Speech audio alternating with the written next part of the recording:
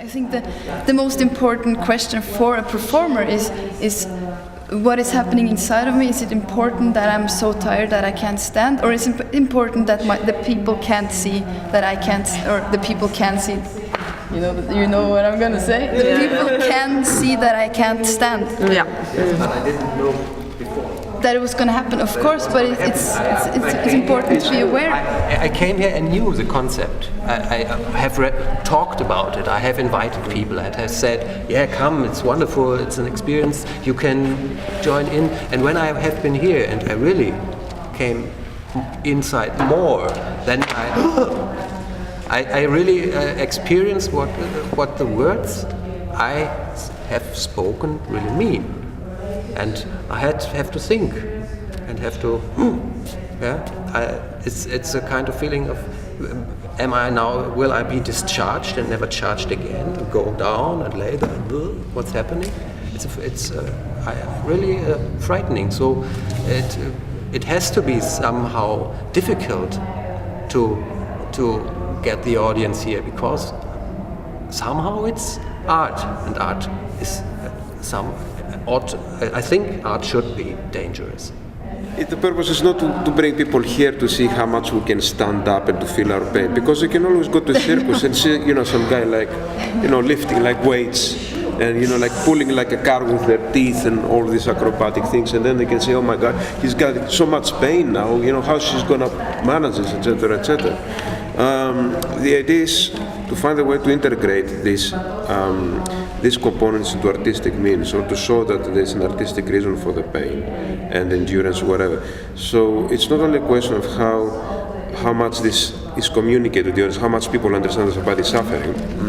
It's also a question of how much, once the audience understands that they are in pain, what is the reason for that and what is transmitted from that? Because obviously it's not just a spectacle. But I use the pain thing because there is a lot of things about, how do you say it, utholdenhet? Is anyone Danish? How long you can keep up with things. I've seen that a lot of times here. Like how long can you jump? How the performance of 3 hours? How tired are you? Because it's very, very big. So that's why I just used that example, because it is. And when do you go into like some kind of hypnotized area, or like is endurance, that threshold? What do I see when I see this person jumping for 3 hours with this eyes? What is it? I'm not sure. No. But it can happen in 5 minutes. It's possible, of course. Yeah, true. I mean, that's the workshop, That's the kind of prep work. And I was just thinking, is this whole transitstation event for the public, or isn't it? I think because we were not really performing here, we were more outside and more. So I see myself more as a spectator than an artist, or I didn't really feel the energy. I saw the energy here, but it was very, I really felt more isolated by seeing the energy here, and that's very difficult because it's very nice that the artists are working and it's a work in progress, and some came with a more finished work and some more with the work which is going on here, which is created here. But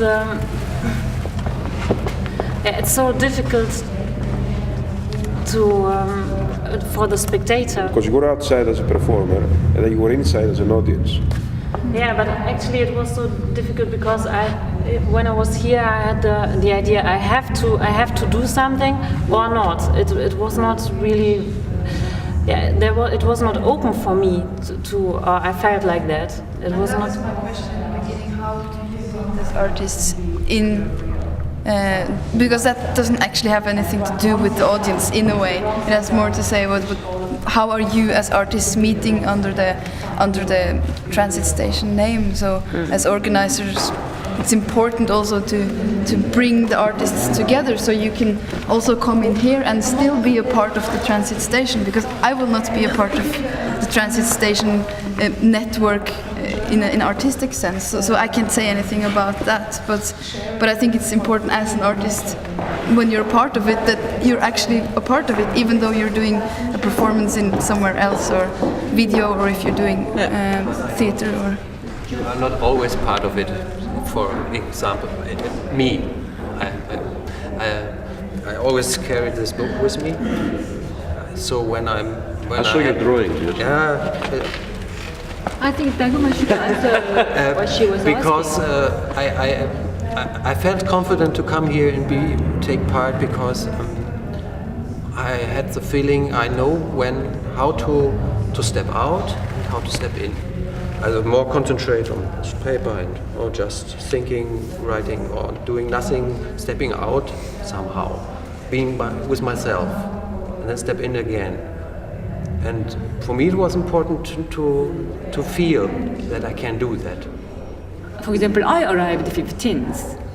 In my case, I have to install my work, some kind of drawing and little installation. So for me, even this is third transitstation, still I feel like a bit like a blind. I have blind a bit, because I couldn't see this space. As I'm a painter, I always, even if someone send me invitation for some exhibition, I always go there. As I'm an installation but also painter, I have to go there, because my work is about size specific. But here is like almost say maybe about 50% almost blind. Although I saw a picture of this room and I talked to Dagmar about it. She described it, how it is, how many windows, or like that. It's like it's kind of some kind of mystery and little miracle for a little excitement when you're actually here. I think, yeah, just that the actual very presence when you were the way you moved into people's work was very, very interesting piece. People came to me and they asked me, now you are the victim for everybody. And I said, no, I really don't feel like this. It has to do something with the transit station, that people are as they are here. I mean, they really treated me sweet, and I received, as a receiver, so much love. It was incredible. I mean, I cannot put it in other words. It was, people were taking care, and people were interested, but so I had some inner life. And what was Dagmar and you, what you did with me, you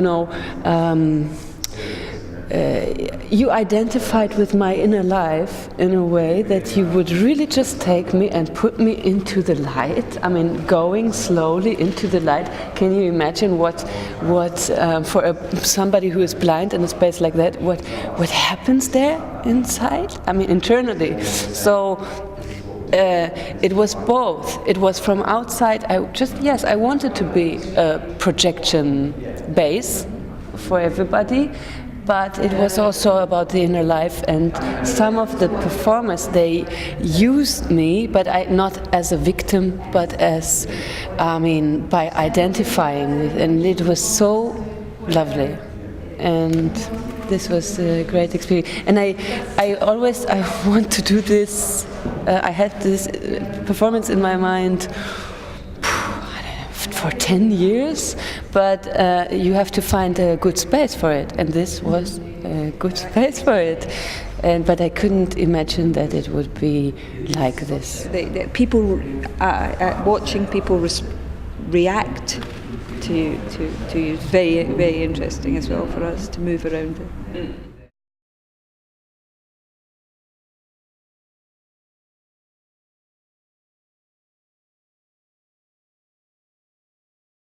Transitstation is a transition to a really important art, and very casual at the same time.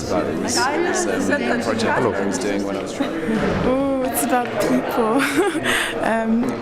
Sharing a lot of intimacies with people, I guess, and it's about thinking differently about how to be with art, not just making or creating, but how to be and become. And and it's very much a bodily experience as much as a mental experience, and you feel like you've been transformed into something else, someone else, and you discover your own voice and who you are with the people who are around you and who have shared the experiences with you. So, yeah. We all share the transitstation air. An experience I would have to was heißt verdauen? I have to, it has to, it's here and now I have to watch what's changing and register and it's encouraging. I will go on. It's a really, really amazingly weird situation. Nothing's fitting together, and it's crazy. It's good. I think it's very inspiring, and I really want to do it another time. I really want to work it out more. To me, I still think the concept works, but I think there are a lot more practicality that needs to be overcome in a way. There are a lot of debate within it, contradictions, but the concept itself is still, I think, is still there, and it's quite interesting. Hey, fucking good! Craziness. Scaffold tech. Scaffold tech? Scaffold tech? Scaffold tech? Hangover. Scaffolding. Scaffolding. Scaffolding. It's a new word. Scaffold tech. I invented a new word in transitstation. It works. It works. Some kind of one neuron I have. It works. Still works. So I'm happy. Thank you. Thank you. Thank you. Big learning experience. There's always so much to say after this thing, you know. You can't. There's so much. What you learn, what you don't learn, what you resist, what you don't resist, what you need, what you don't need, how to make suggestions about how it can go forward. You know. I must say, I have to say something. I do know, appreciate, understand, and want to say thank you to everybody who actually worked on this for however long they worked on it, which is like between 10 years and a year, I suppose, because I know what it involves, and I don't even want to think about it. It makes me want to die just to think about the organization of this, down to the swipe cards, down to the, I know what it takes, and thanks. It has been a great experience to see a lot of performance work from all over the world, mostly Europe though, but from most countries, and there's not so much of that in Denmark, so it's really cool to have the opportunity and to meet so many new people. It's been a very intensive but very good weekend, I think. Endurance. Sorry, I'm a bit tired now. It's been a good opportunity to try out some new things, I think, and to meet some really interesting people. Yeah, it's been emotional. Yeah. What more can I say? I've really enjoyed it. Crazy circus. That's all. Definitely volcanic. Volcanic, short, spontaneous, intense. One word. One word. Definitely volcanic to arrive and being here.